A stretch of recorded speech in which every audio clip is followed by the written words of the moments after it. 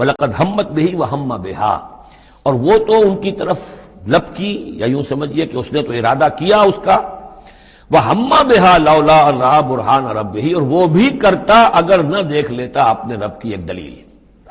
یعنی یہ کہ یوسف جوان بھی تھے، یوسف جو ہے پھر بہرحال انسان تھے، طبع بشری کی بنیاد پر ان کے اندر بھی وہ ایک داعیہ پیدا ہو سکتا تھا، لیکن اللہ تعالیٰ کا خاص انتظام یہ ہوا کہ کوئی خاص اس وقت اللہ نے انہیں اپنی ایسی نشانی دکھائی، برہان دکھائی۔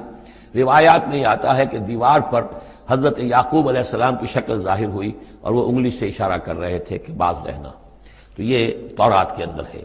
تو بہرحال قرآن مجید بھی کوئی اس کی یعنی نفی نہیں ہے اس میں، بلکہ ہو سکتا ہے الرا برہان ربہ، تو یہ اللہ کی طرف سے یہ بات دکھا دی گئی ہو، یہ کوئی انہونی بات نہیں۔ اور یہ ایک بات کو وَلَقَدْ هَمَّتْ بِهِ وَهَمَّ بِهَا، تو یہاں پہ لولا الرا برہان وہ بھی بڑھتے ہیں، یعنی یہ کہ یہ چیزیں جو ہیں بہرحال جہاں تک فطرت انسانی کا تقاضا ہے اس میں ثابت قدم رہنا آسان کام نہیں ہے۔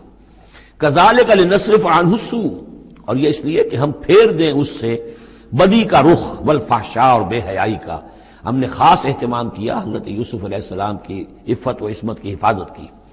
انہو من عبادنا المخلصین، یقیناً وہ ہمارے بڑے مخلص بندوں میں سے تھے۔